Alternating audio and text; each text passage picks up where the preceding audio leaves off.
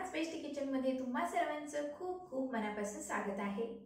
तर आपण नाश्ता बनवते वेळी आपल्याला प्रश्न पडतो की आपण कोणता नाश्ता बनवायचा। तर कधी-कधी आपल्याला वेगवेगळे पदार्थ बनवून खायला आवडतात। तर मी आज बनवते तुमच्यासाठी खास मेदू वडे। तर मेदू वडे बनवण्याची खास खूप खूप सोपी पद्धत आहे। मेदू वडे जर तुम्हाला परफेक्ट जमत नसतील तर काय करायचे, तर या सर्व टिप्स मी या रेसिपीमध्ये तुम्हाला सांगणार आहे। मेदू वडे कुरकुरीत होण्यासाठी काय करायचं, मेदू वडे आतून एकदम खुसखुशीत होण्यासाठी काय करायचं, मेदू वडे तेलकट होऊ नये म्हणून काय करायचं आणि मेदू वड्याचं पीठ कसं भिजवायचं, ह्या सर्व टिप्स मी या रेसिपीमध्ये सांगणार आहे। तुम्ही हा व्हिडिओ नक्की लास्टपर्यंत बघा। चला तर मग आता आपण मेदू वडे बनवायला सुरुवात करूया।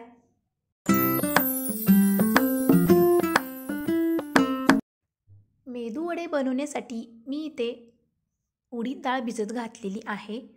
तर उडीद डाळ फक्त मी 5 ते 6 तासच भिजत घातलेली आहे। जास्त तास भिजत घालायची नाही उडीद डाळ। जर जास्त वेळ जर भिजली म्हणजे जास्त तास जर भिजली डाळ तर मेदू वडे तेलकट होतात।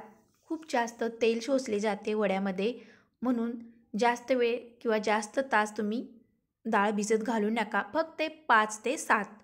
तर या डाळीमध्ये मी काही मेथीचे दाणे घातलेले आहेत। तर मेथीच्या दाण्याने खूप छान रंग येतो आणि टेस्टी पण लागतात मेदू वडे। तर आता आपण ही डाळ बाजूला ठेवून देऊया आणि नंतर मी इथे 1 वाटी पोहे घेतलेले आहेत।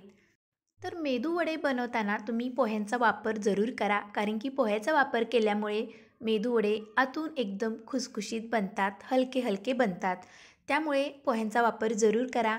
तर पोहे स्वच्छ पाण्याने धुवून घेऊया आपण आणि 5 ते 10 मिनिटे भिजत घालूया पाण्यामध्ये। तर हे पोहे आपण बारीक करणार आहोत नंतर उडीद डाळीसोबत। तर आता मी इथे पोहे भिजत घातलेले आहेत, 5 ते 10 मिनिटे लागतात भिजण्यासाठी। तर हे पोहे बाजूला ठेवून देऊया आपण। तर नंतर आपण इकडे डाळ पण भिजत घातलेली होती, ती आता पाण्यातून काढून घेऊया। तर पाणी पूर्ण मी काढून घेतलेलं आहे डाळीमधील। तर इथे मिक्सरचं भांडं घेतलेलं आहे।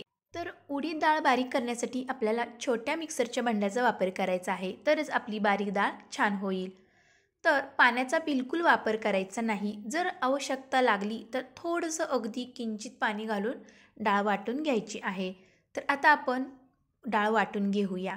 तर एकदम गंधासारखं बारीक पण नाही करायची, तर थोडीशी रवाळ डाळ ठेवली पाहिजे। तर बघू शकता अशा पद्धतीने मी इथे रवाळ डाळ वाटून घेतलेली आहे। तर पाण्याचा वापर बिलकुल करू नका, आवश्यकता लागली तरच थोड्या पाण्याचा वापर करा। तर ही एक छोटीशी टीप लक्षात घ्या।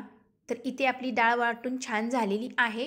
तर आता एका भांड्यामध्ये ही डाळ काढून घेऊया। तर मेदू वडे आपले खूप छान लागणार आहेत, टेस्टी बनणार आहेत। तर तुम्ही हा व्हिडिओ स्किप बिलकुल करू नका, हा व्हिडिओ नक्की लास्टपर्यंत बघा। तर पूर्णपणे मी डाळ काढून घेते। तर उडदाची डाळ जरा चिकट असते, त्यामुळे थोडीशी अवघड जाते बारीक करायला। तर मेदू वडे जर तुमचे कठीण येत असतील, कुरकुरीत बनत नसतील, तर काय काय करायचे आहे ते मी पुढे सांगेनच तुम्हाला। तर आता आपण राहिलेली डाळ होती ती वाटून घेऊया। तर अशा पद्धतीने आपण आता ही डाळ वाटून घेतलेली आहे। तर आता एका डिशमध्ये काढून घेऊया। तर राहिलेली जी डाळ होती त्यामध्ये आता आपण हिरवी मिरची घालून वाटून घेणार आहोत। तर तुम्ही तुमच्या आवडीप्रमाणे हिरवी मिरचीचा वापर करू शकता, तिखट कमी जास्त घालू शकता। तर इथे पूर्णपणे डाळ काढून घेतलेली आहे। तर इथे मी हिरव्या मिरच्या घेत आहे 5 ते 7। तर तुमच्या आवडीप्रमाणे तुम्ही घेऊ शकता। नंतर इथे घालत आहे मी जिरे, लसूण।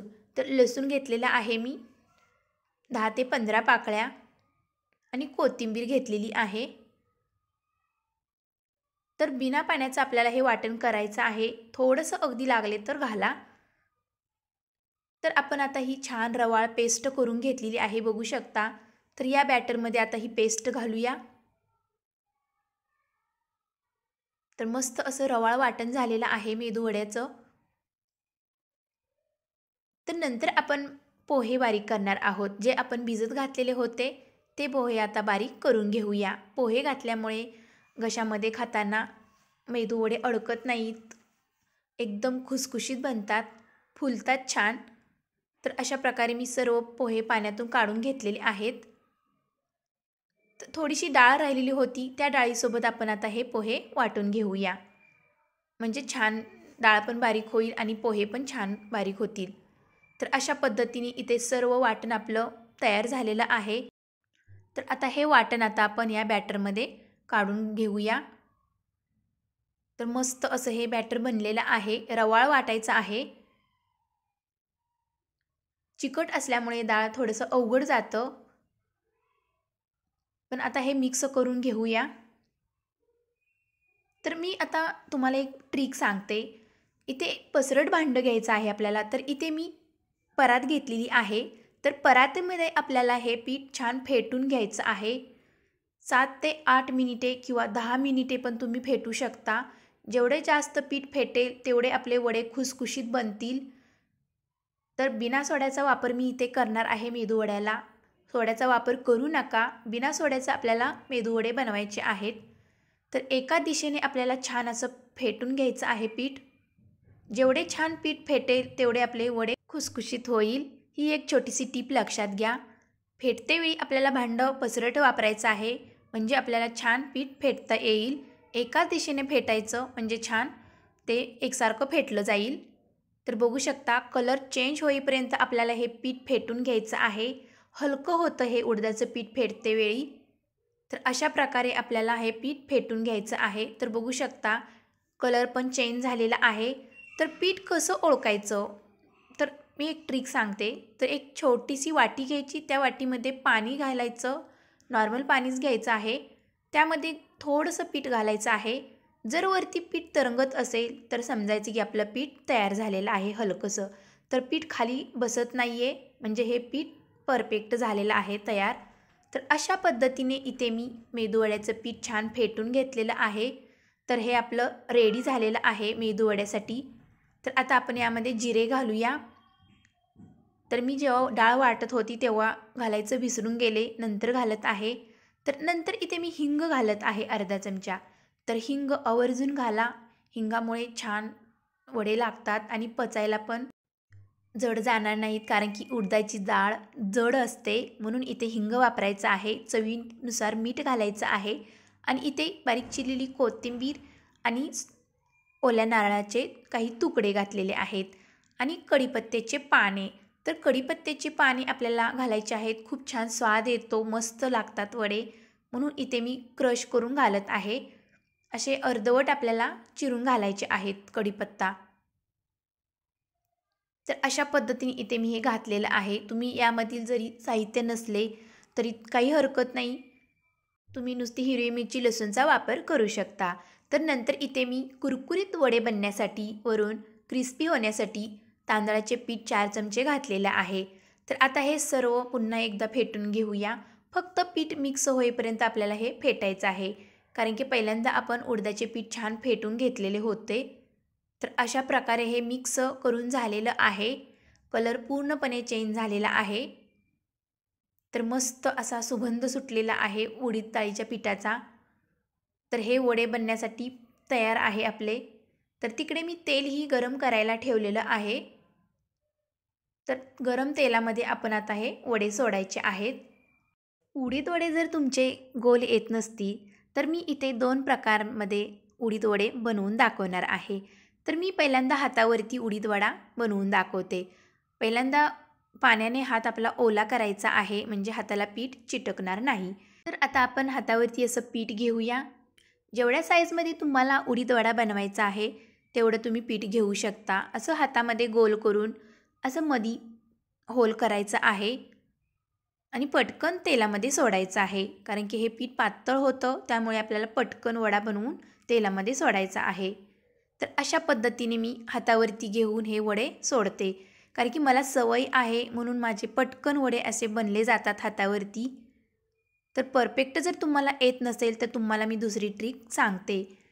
तर अशा पद्धतीने इथे मी वडे सोडलेले आहेत तेलामध्ये.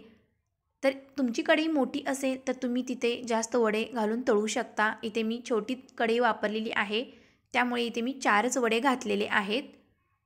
तर गोल्डन कलर येईपर्यंत आपल्याला हे वडे छान खरपूस क्रिस्पी होईपर्यंत तळून घ्यायचे आहेत. तर कलर येण्यास सुरुवात झालेली आहे. तर आतून फ्राय होईपर्यंत छान भाजून घ्यायचे आहेत तळून. तर बघू शकता वडे छान फुललेले आहेत. तर इथे सोड्याचा वापर बिलकुल केलेला नाही. ते 4 ते 5 मिनिटामध्ये आपले वडे छान तळून झालेले आहेत. कलर चेंज झालेला आहे, सोनेरी कलर आलेला आहे. तर टिश्यू पेपरवरती आपण हे वडे काढून घेऊया. तर मस्त असे फुललेले आहेत, क्रिस्पी बनलेले आहेत वरतून. तर दुसरी ट्रिक मी तुम्हाला सांगते. जर गोल येत नसतील वडे तुमचे तर काय करायचं, तर इथे मी एक चहाची गाळणी घेतलेली आहे. तर चहाच्या गाळणीवरती पाठीमागच्या बाजूवरती आपण पीठ ठेवायचं आहे. मध्ये होल करायचा आहे. होल केल्यानंतर तेलामध्ये अशी गाळण अलगद धरायची आहे.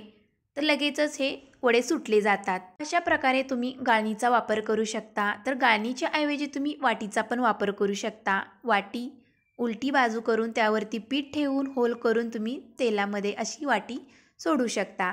तर वडे तसेही गोल छान येतील. जर हाताने तुम्हाला जमत नसेल तर तुम्ही या ट्रिक नक्की वापरा. तर अशा पद्धतीने आपण सर्व वडे इथे तळून घेणार आहोत. तर इथे मी उडीद वडे कुरकुरीत होण्यासाठी तांदूळच्या पिठाचा वापर केलेला आहे. खाताना घशामध्ये अडकू नये आणि ते टेस्टी लागण्यासाठी हिंगाचा वापर केलेला आहे. आणि खुसखुशीत आतून होण्यासाठी, एकदम फ्लफी होण्यासाठी, हलके होण्यासाठी पीठ छान फेटायचं आहे. आणि इथे पोह्यांचा पण वापर केलेला आहे. पोह्यामुळे वडे खूप छान खुसखुशीत होतात आणि टेस्टी लागतात. तर अशा पद्धतीने इथे मी मस्त असे खुसखुशीत वडे बनवलेले आहेत. बघू शकता किती मस्त गोल आलेले आहेत. तर अशा प्रकारे इथे मी हातावरती पण उडीद वडे बनवून दाखवलेले आहेत आणि गाळणचा पण वापर केलेला आहे. तुम्ही दोन्हीपैकी कोणताही वापर करू शकता. तर खूप छान एकदम खुसखुशीत कुरकुरीत वडे बनलेले आहेत. इथे सोड्याचा वापर बिलकुल केलेला नाहीत, तेलकट झालेले नाहीत. तेलकट न होण्याचं कारण म्हणजे मी पीठ छान फेटलेलं आहे आणि सोडा घातलेला नाही. तर अशा पद्धतीने बघू शकता किती खुसखुशीत आतून झालेले आहेत, फ्लफी झालेले आहेत. तर या छोट्या छोट्या टिप्स तुम्ही जर वापरून उडीद वडे बनवले तर बिलकुल बिघडणार नाहीत. खूप छान होतील, टेस्टी बनतील. तर तेल बिलकुल राहिलेलं नाही वड्यामध्ये. खूप छान झालेले आहेत, मऊ लुसलुशीत, क्रिस्पी, कुरकुरीत. तर अशा सर्व टिप्स लक्षात घेऊन तुम्ही ही वडे बनवू शकता. आणि तुम्ही सांबर बरोबर किंवा खोबऱ्याच्या चटणीबरोबर मेदू वडे खाऊ शकता. पण मी आज फक्त मेदू वडे तुम्हाला बनवून दाखवलेले आहेत. कारण की याआधीही मी मेदू वड्याची रेसिपी तुमच्यासोबत शेअर केलेली आहे. तेव्हा मी सांबर आणि खोबऱ्याची चटणी त्यासोबत दाखवलेली आहे.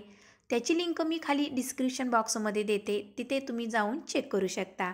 तर इथे मी खोबऱ्याची चटणी आणि सांबरही बनवलेलं आहे. तर त्यासोबत तुम्ही सर्व करू शकता. तर खूप छान मस्त झालेले आहेत. तर स्मेल फार छान सुटलेला आहे मेदू वड्याचा. एकदम फ्लफी झालेले आहेत. तर सांबर आणि खोबऱ्या चटणीबरोबर खूप छान लागतात हे वडे. तर तुम्हीही नक्की ट्राय करा. तर ही रेसिपी तुम्हाला कशी वाटली? तर माझी रेसिपी तुम्हाला आवडली असेल तर तुम्हीही नक्की ट्राय करा. आणि अजून माझ्या चॅनलला तुम्ही सबस्क्राईब केलं नसेल तर लाईक, शेअर, सबस्क्राईब जरूर करा.